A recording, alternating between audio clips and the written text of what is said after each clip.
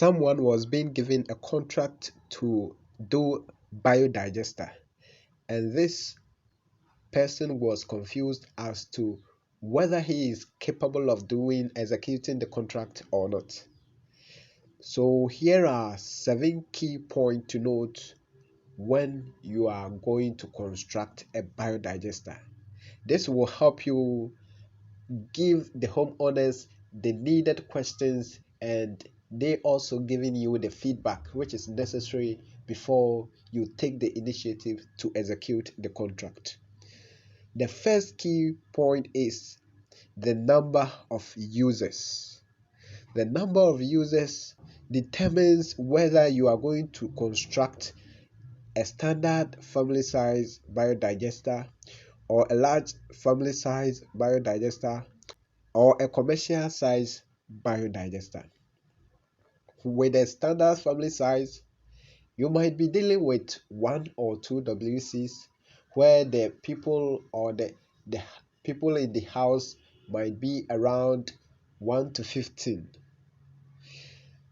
With the large family size biodigester will be ranging from 15 to 30, and the commercial one will be 30 or more.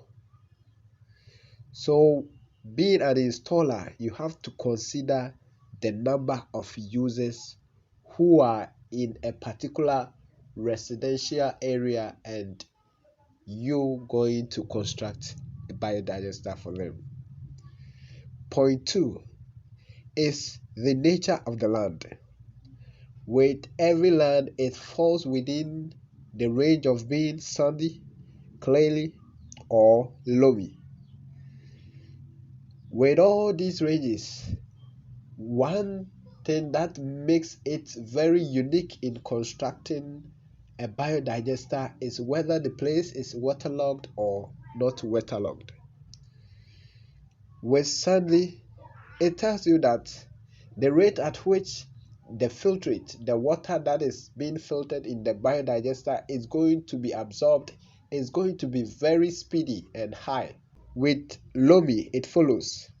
And lastly, clayey, comparably with the poorest absorbing rate. If clay, the speed of clay is at a minimal rate, it means that you have to dig a long trench long enough for you to have a capable and a very high working biodigester.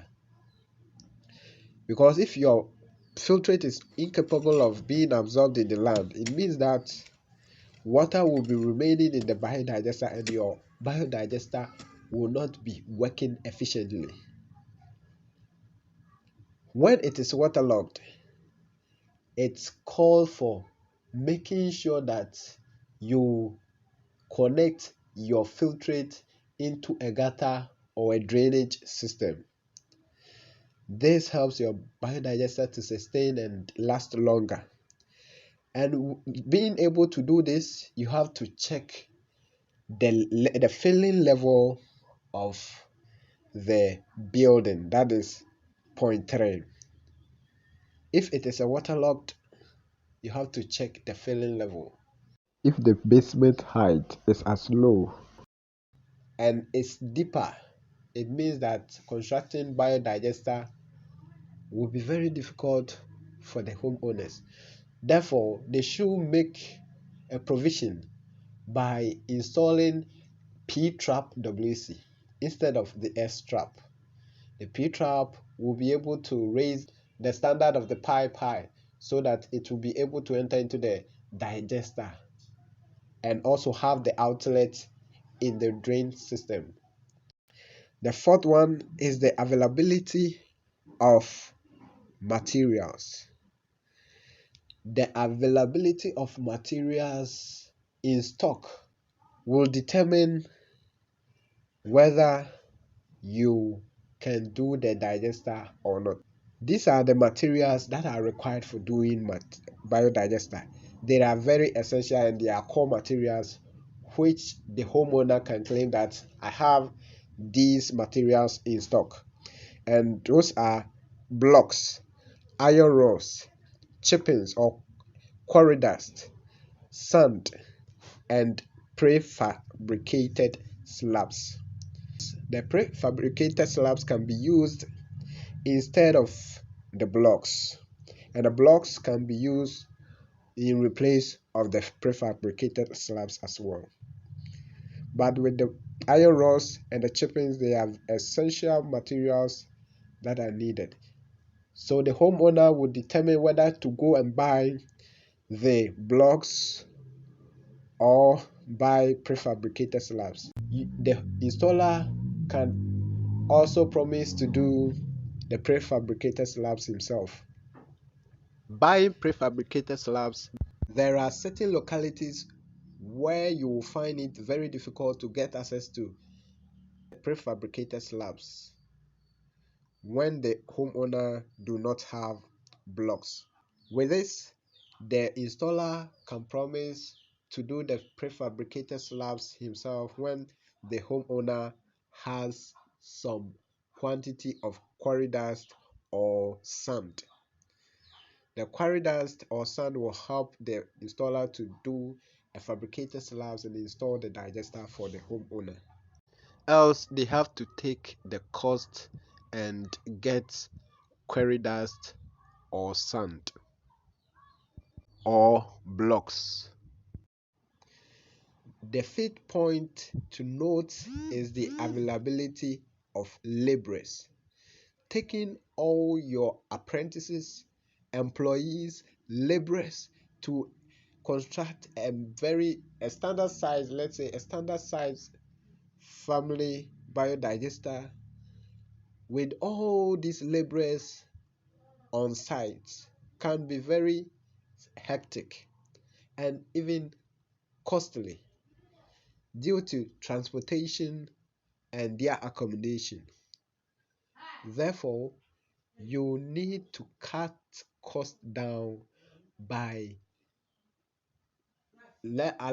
going with few people and also employing people at the place where you are going to do the digester.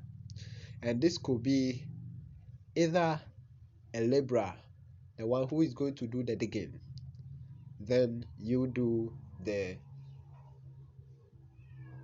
blocks work and other stuff with your mason and yourself supporting.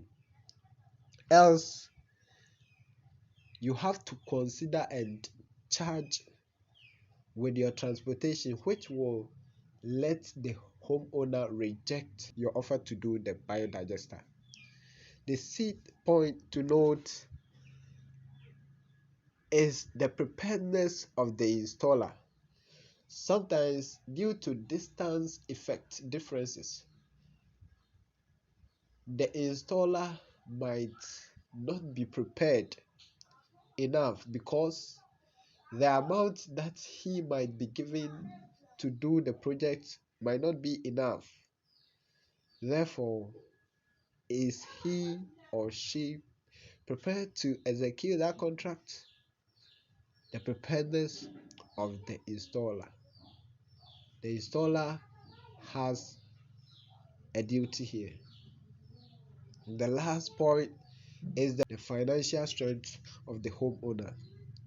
If the homeowner wills that the installer should come and install with all the aforementioned, be it the number of users, the nature of the land, the filling level, the availability of materials, the labor cost,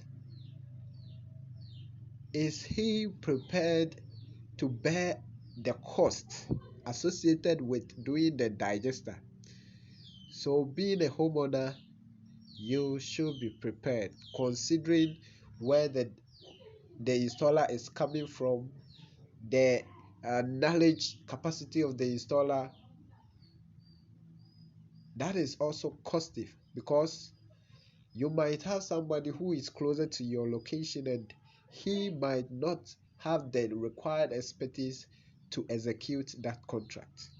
So you need to give your contract to someone who is an expert and has been in the industry for a long period of time.